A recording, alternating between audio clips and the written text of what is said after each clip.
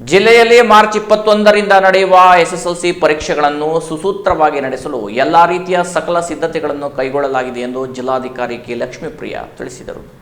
ಅವರು ಬುಧವಾರ ಜಿಲ್ಲಾಧಿಕಾರಿ ಕಚೇರಿಯಲ್ಲಿ ನಡೆದ ಪತ್ರಿಕಾಗೋಷ್ಠಿಯಲ್ಲಿ ಮಾತನಾಡಿದರು.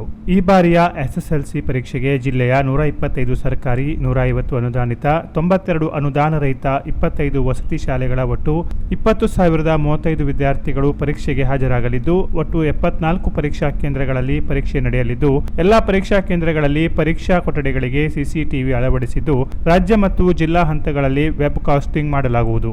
ಈಗಾಗಲೇ ಪ್ರಶ್ನೆ ಪತ್ರಿಕೆಗಳನ್ನು ಸ್ವೀಕರಿಸಿದ್ದು, ತಾಲೂಕು ಖಜಾನೆಗಳಲ್ಲಿ ಪೊಲೀಸ್ ಭದ್ರತೆಯಲ್ಲಿ ಸುಭದ್ರವಾಗಿ ಇಡಲಾಗಿದೆ ಎಂದರು. ಈಗಾಗಲೇ ನಡೆದಿರುವ ಪೂರ್ವಭಾವಿ ಪರೀಕ್ಷೆಯಲ್ಲಿ 35% ಕಡಿಮೆ ಅಂಕ ಪಡೆದಿದ್ದ ವಿದ್ಯಾರ್ಥಿಗಳಿಗೆ ವಿಶೇಷ ತರಗತಿಗಳನ್ನು ನಡೆಸಿ ಹೆಚ್ಚು ಅಂಕಗಳನ್ನು ಪಡೆಯುವ ಕುರಿತಂತೆ ಹೆಚ್ಚಿನ ಕಾಳಜಿ ವಹಿಸಲಾಗಿದೆ.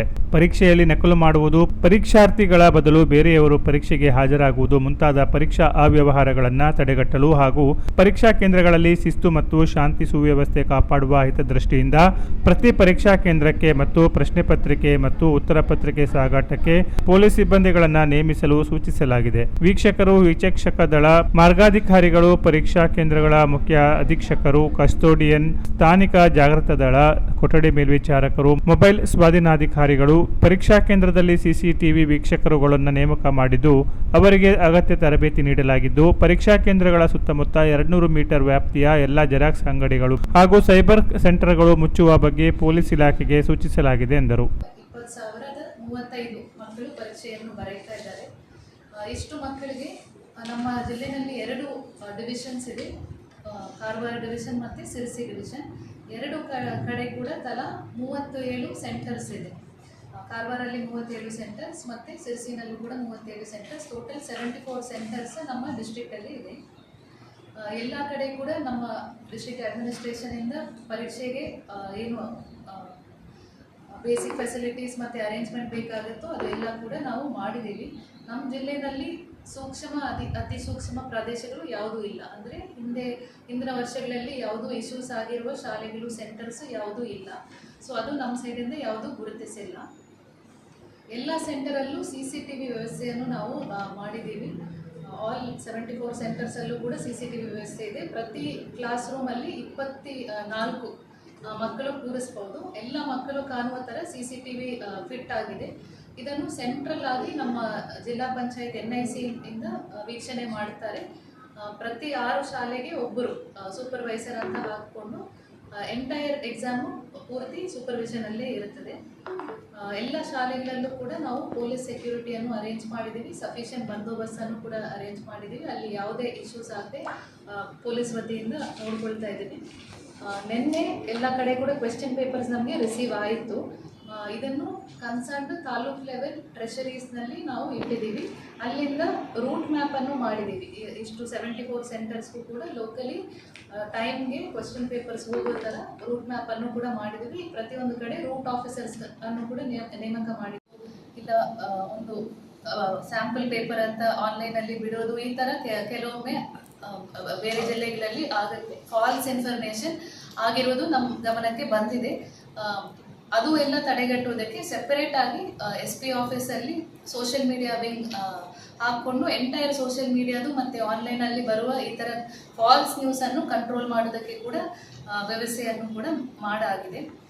ನಾವು ಪ್ರಿಪರೇಟರಿ ಎಕ್ಸಾಮನ್ನು ರೀಸೆಂಟಾಗಿ ಎಲ್ಲ ಕಡೆ ಎಲ್ಲ ಸ್ಟೇಟಲ್ಲಿ ಎಂಟೈರ್ ಆಲ್ ಸ್ಕೂಲ್ಸ್ಗೆ ಪ್ರಿಪರೇಟರಿ ಎಕ್ಸಾಮ್ ಕಂಪ್ಲೀಟ್ ಆಯಿತು. ಯಾರು ಮಕ್ಕಳು 35%ಗಿಂತ ಕಡಿಮೆ ಮಾರ್ಕ್ಸನ್ನು ಪಡೆದಿದ್ದಾರೋ ಅವರಿಗೆ ಲಾಸ್ಟ್ ಫ್ಯೂ ಡೇಸಲ್ಲಿ ಮ್ಯಾಕ್ಸಿಮಮ್ ನಮ್ಮ ಟೀಚರ್ಸಿಂದ ಮೋಟಿವೇಶನ್ ಮಾಡುವ ಕಾರ್ಯಕ್ರಮವನ್ನು ಕೂಡ ಮಾಡಿದ್ದೀವಿ. ನಮ್ಮ ಜಿಲ್ಲೆಯಲ್ಲಿ ಒಂದು ಅನ್ಫಾರ್ಚುನೇಟ್ಲಿ ಒಂದು ಕೇಸ್ ಆಗಿರೋದ್ರಿಂದ ಇಮಿಡಿಯೇಟ್ಲಿ CO ಅವರು ಒಂದು ಡೈರೆಕ್ಷನ್ಸ್ ತಗೊಂಡು ಎಲ್ಲ ಆಫೀಸರ್ಸ್ಗೂ ಕೂಡ ಅಸೈನ್ ಮಾಡಿದ್ರು. SSLC ಪರೀಕ್ಷೆ ಬರೆಯುವ ಮಕ್ಕಳಿಗೆ ಹೋಗಿ ಭೇಟಿ ಮಾಡಬೇಕು, ಅವರಿಗೆ ಮೋಟಿವೇಶನ್ ಮಾಡುವ ಥರ ಮಾತಾಡಿಸ್ಬೇಕು ಅಂತ ಎಲ್ಲ ಇಲಾಖೆ ಅಧಿಕಾರಿಗಳಿಂದ ಕೂಡ ಈ ಒಂದು ವ್ಯವಸ್ಥೆ ಆಗ್ತಾ ಇದೆ. ಜಿಲ್ಲಾ ಪಂಚಾಯತ್ ಮುಖ್ಯ ಕಾರ್ಯನಿರ್ವಹಣಾಧಿಕಾರಿ ಈಶ್ವರ್ ಖಾಂದು ಮಾತನಾಡಿ, ಜಿಲ್ಲೆಯ ಎಸ್ಎಸ್ಎಲ್ಸಿ ವಿದ್ಯಾರ್ಥಿಗಳು ಪರೀಕ್ಷಾ ಒತ್ತಡವನ್ನು ಸಮರ್ಥವಾಗಿ ಎದುರಿಸಿ ಪರೀಕ್ಷೆ ಬರೆಯುವ ಕುರಿತಂತೆ ಜಿಲ್ಲಾ ಮತ್ತು ತಾಲೂಕಾ ಮಟ್ಟದ ಅಧಿಕಾರಿಗಳು ಖುದ್ದು ಶಾಲೆಗೆ ಭೇಟಿ ನೀಡಿ ಅವರಿಗೆ ಆತ್ಮವಿಶ್ವಾಸ ಮೂಡಿಸಿ ಉತ್ತಮ ರೀತಿಯಲ್ಲಿ ಪರೀಕ್ಷೆ ಬರೆಯುವಂತೆ ಪ್ರೇರೇಪಿಸಲಾಗಿದೆ ಎಂದರು. ಸರ್ಕಾರಿ ಅನುದಾನಿತ ರಹಿತ ಶಾಲೆಯಲ್ಲಿ ನಮ್ಮ ಜಿಲ್ಲಾ ಮತ್ತು ತಾಲೂಕು ಮಟ್ಟದ ಅಧಿಕಾರಿಗಳು ಎಲ್ಲ ವಿಸಿಟ್ ಮಾಡಿದ್ದಾರೆ. ನೋಡಲ್ ಅಧಿಕಾರಿಯಾಗಿ DDPI ಕಾರವಾರ ಅವರು, DDPI ಸಿರ್ಸಿ ಅವರು ಎಲ್ಲ ಸೂಪರ್ವಿಷನ್ ಕೂಡ ಮಾಡಿದ್ದಾರೆ. ಮಾಡಾದ ನಂತರ ಒಂದು ರಿಪೋರ್ಟ್ ಕೂಡ ಅವರು ಸಬ್ಮಿಟ್ ಮಾಡ್ತಾರೆ. ಮುಖ್ಯವಾಗಿ ಅದರಲ್ಲಿ ಈ ಪರೀಕ್ಷಾ ಬಗ್ಗೆ ಅವರಿಗೆ ಮೋಟಿವೇಶನ್ ಕೊಡಬೇಕು. ಒತ್ತಡ ಎಕ್ಸಾಮ್ ಸೆಂಟರ್ನಲ್ಲಿ, ಎಕ್ಸಾಮ್ ಹಾಲ್ನಲ್ಲಿ ಹೋದಾಗ ಸ್ವಲ್ಪ ಪರೀಕ್ಷಾ ಮುಂಚೆ ಸ್ವಲ್ಪ ಒತ್ತಡ ಇರುತ್ತೆ. ಆ ಒತ್ತಡ ಬಗ್ಗೆ ಹೇಗೆ ನೀವು ಟ್ಯಾಕಲ್ ಮಾಡಬೇಕು. ಈಗ ರಿಸಲ್ಟ್ ಒಳ್ಳೆಯ ಪರ್ಫಾರ್ಮೆನ್ಸ್ ಮಾಡಬೇಕು, ಹಾರ್ಡ್ ವರ್ಕ್ ಎಲ್ಲರೂ ಮಾಡ್ತೀರಾ. ಬಟ್ ಸಪೋಸ್ ರಿಸಲ್ಟ್ ಸ್ವಲ್ಪ ಹೆಚ್ಚು ಕಡಿಮೆ ಬಂದರೂ ಕೂಡ ಸಾಕಷ್ಟು ಉದಾಹರಣೆಗಳು ಇರ್ತವೆ.